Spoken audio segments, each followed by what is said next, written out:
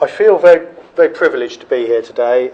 There's any number of farmers throughout the country could stand here and have this opportunity to talk about their farm at home, what they're doing, all the great things. And one of the things that, as John said about the Pasture-Fed Livestock Association, one of the things that we realised at a very early stage is that no two farms are the same. Each one is unique. Each one's got a great story to tell. Each one's got its own opportunities and got its challenges. So you're just hearing one very small microcosm of what is probably one of the country's most important industries. So bearing in mind the fact that we haven't got an awful lot of time, this is going to be a little bit of a whistle-stop tour, and hopefully if anybody wants to talk a little bit more, there'll be plenty of opportunity later on to do so. So this is me, John Turner. I'm an attender at the Oakham meeting in Rutland. Although I come from Lincolnshire. Lincolnshire is a sort of a very big area, covers the fens, the wolds, all sorts of different geographical types. The farm itself, quite a traditional farm. It was originally part of the Holywell estate, which was a larger estate. And during the First World War, the owner of that estate, he lost a son, and he himself died later.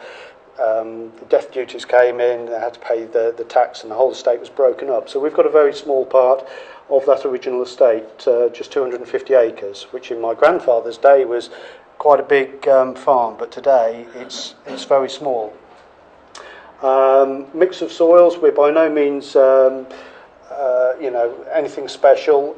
We've got alluvial soils towards the bottom of the valley because it used to be a glacial valley, and a lot of the soils there have actually come down from Derbyshire, brought by a glacier. And on the top of the farm we've got boulder clay. So we've got sort of both challenging soils in terms of working them, but also challenging soils in terms of drainage and that sort of thing. The important thing is that we run a traditional rotation, and you talk to various farmers, you'll get different ideas of their interpretation of a rotation. But ours is very much one based on grass and cereals in a rotation. We're an organic farm, and this is sort of a crucial part of our weed and disease control. So if we start off with the first year wheat, that's where all the fertility is still in the soil. We get the proteins in the wheat, nice clean crop. And a lot of that wheat goes off for milling. That's what we're growing it for. Barley, there again, quite a slightly lower nutrient demand for that. So that's year two, where we get that sort of residual fertility just tied up in the barley. Move on to oats, which is a good crop for swamping out weeds in that third year, which is when those sort of weeds are trying to start to come through. And then we move into 4 years of grass. Which we then use the livestock on the farm to make a sort of a profitable output from that.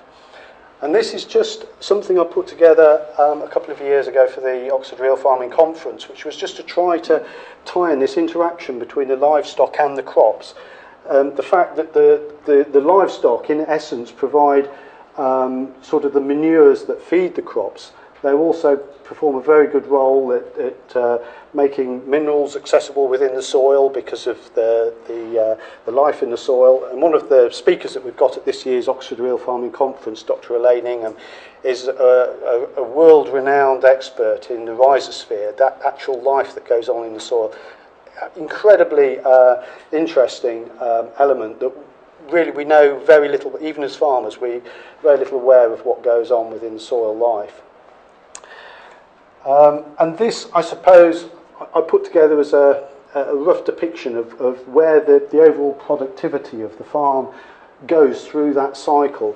The weed burden from being wheat to oats sort of gradually rises over those first 3 years. We get into grass, and that becomes under control again. The fertility drops as we take all the cereal crops off, but then builds as we've got the clovers and the grasses. So, very quickly, the weed control, nitrogen fixation, manures, they're all elements within this sort of mixed farming system that make it work very well for us. And this is just some work that was done by Rothamsted a few years back, but it just shows for a given amount of applied nitrogen in whatever form, whether that's granular or whatever, if it's applied to soils, it's also had livestock on it, it's got manures, that is utilised a lot more efficiently.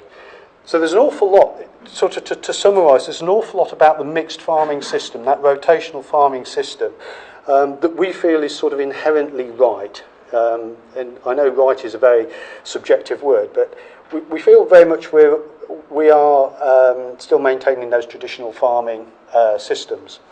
We also have a sort of an open farm policy where we've got permissive footpaths right around the farm. We like to feel that anybody from the local villages can come in and have a look at what we're doing. So we're reasonably comfortable that what we are doing is what people expect from farming. And then there's a but. The big but is that farming in the news, the sort of things that we read generally in the media about farming, they're very rarely good news stories.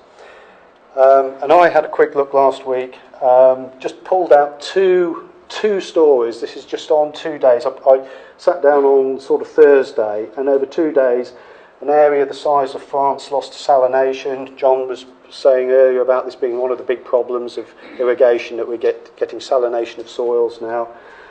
And in the UK, pollution causing massive harm to the countryside, atmospheric nitrogen. This is sort of these are NOx emissions, which are, of course, one of the major contributors to greenhouse gases. And the trouble is that farming, as an industry, gets branded all with the same brush. And sat at home, we're thinking, well, gosh, you know, we think we're doing all we can, but there's clearly an awful lot more that needs to be done.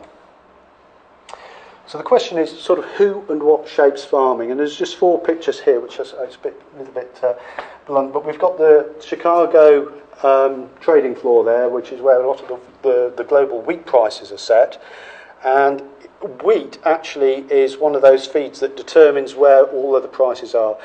Barley is fixed in relation to wheat, oats are fixed in relation to wheat because there's either a sort of a £20 premium for wheat, and so it basically affects most of the commodities that we produce.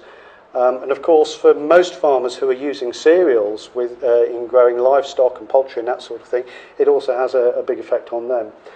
Policy, you know, not just at Westminster, there's sort of EU and global politics that has a big part to play. Machinery, back in, you know, John's got this lovely little grey Fergie back at home, and back in the 50s, you know, a 100 horsepower tractor would be a monster, but by today's standards they're very small, and that's having quite you know, the way that machinery is developing is having a big effect on the shape of our landscape. And the last one sort of is sort of just a nod towards the logistics, the transportation systems. Father used to have, the approach to our farm was a little farm drive, and there was a little disused railway bridge. And Father said, well, we're not taking that bridge down because we don't want any of these big Arctics coming up onto our farm. Well, things have changed an awful lot, because if you can't get a big Arctic onto your farm now, you may as well pack up, because you won't have a market for what you produce. So that, there again, is having an effect on the way we farm. And I wanted to take just 3 examples to sort of illustrate this, and very quick ones. But these are some shade that we've put in for the livestock. For in the summer, a little bit of shelter, and an important source of browse as well. We often think of trees as just providing shelter, but in terms of nutrients, the browse from trees is quite important. And of course, this is a long-term investment. We start off with a tree there, that's now 16 years old. In a shelter belt we put in 16 years ago. This one's now 36 years old.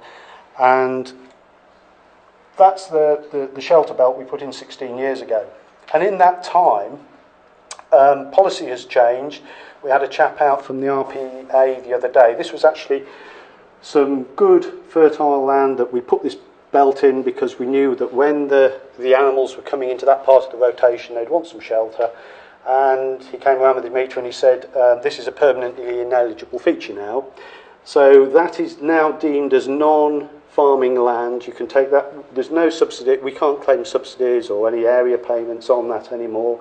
We can't retrospectively put it into an environmental scheme because it's existing. And it seems bizarre that we are actually doing things that public money is meant to be supporting, and yet we're not able to benefit from that. And looking across the valley from us, this is I don't know if you can see, but this cultivated area here is a single field. It used to be, I think, 7 different fields that I can remember. We've got a solitary tree left up there, and we've got a solitary hedge here which disappears at a rate of about 20 yards a season.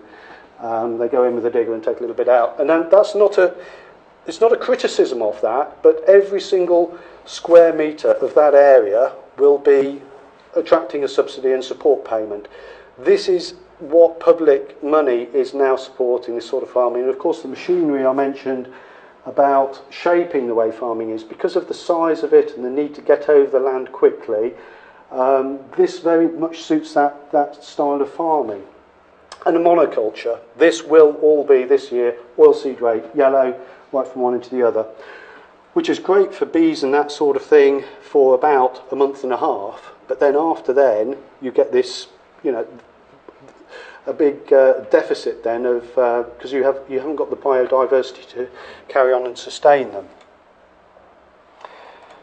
The second example is very much about the way we raise cattle, and this is where the Pasture-Fed Livestock Association has come in.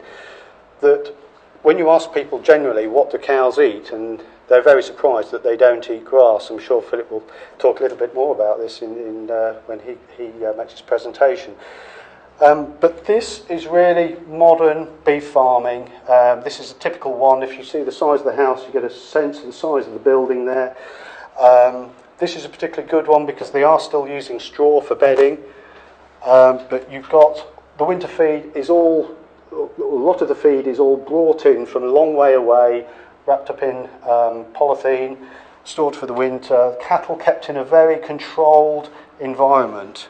The diet feeder mixes up a ration, which is a combination of cereals, the silage that we were looking at, but also things like vegetable waste.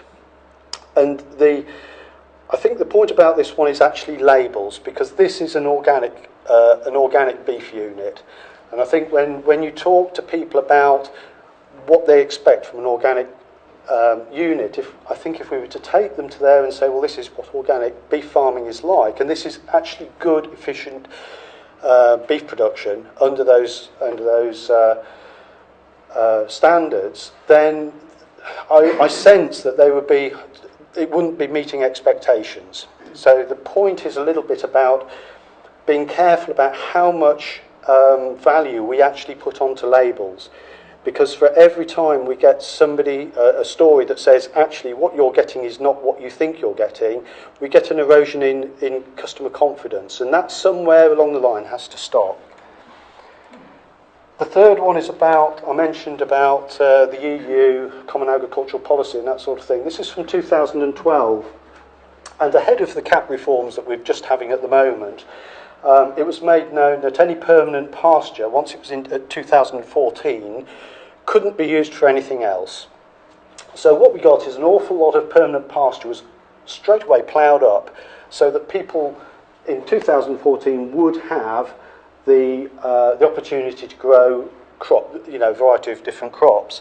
So we got land. This is one field which is quite a hilly land, would have been permanent pasture originally.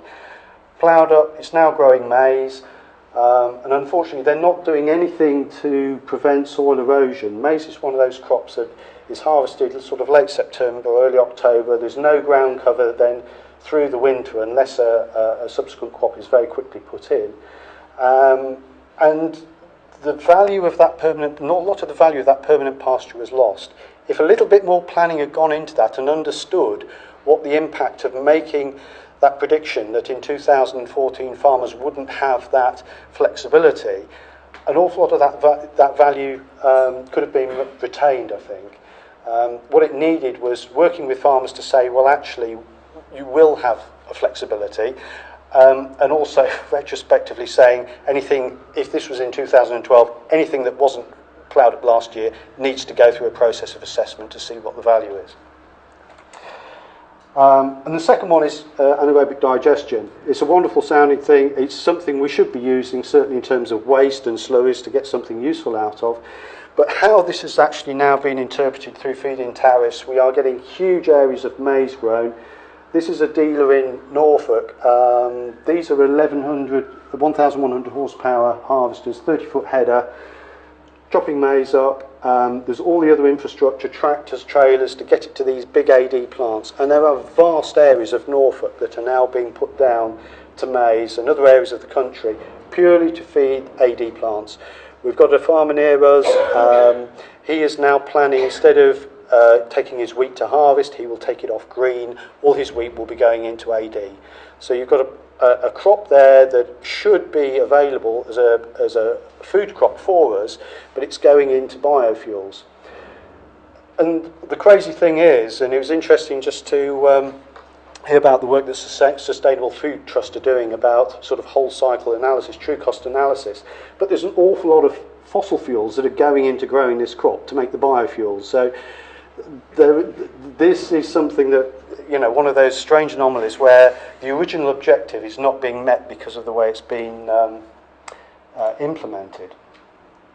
So I wanted just to close by sort of asking the question, I suppose, what would a food chain look like, and particularly what would a farm look like that reflected Quaker values? As John said in his introduction, we've got all these wonderful organisations out there working, doing some fantastic work, and I've been involved with NGO groups for certainly 15 years now. What struck me, though, is like farmers, we're all working in our own little areas, specialising in those particular areas, but we do need to be working together far more. Something like Friends of the Earth, fantastic campaign on bees, and that's very much up in the public domain now. But if we'd been able to change or influence far more the sort of the CAP reforms, we could have prevented a lot of the damage to sort of wildlife habitat that happened as a result of those reforms. We have to sort of, I use the term good farming and bad farming, it is highly subjective, and we have to be careful that in bringing about any change we don't lose the good practice out there, we don't lose the good efforts of people who are trying to make a positive change. So these are all areas that I feel the public can have a part in influencing. We can do so much as farmers, but it's really people further down the food chain that have a part to play in bringing this about. And I wanted to finish just with sort of a favourite author of mine, Wendell Berry, who makes a sort of distinction between exploiters and nurturers. I've referred to him before, but I think in truth, even farming, there is a balance of both. We have to be both exploiter to keep the business viable, but we also want to be a nurturer.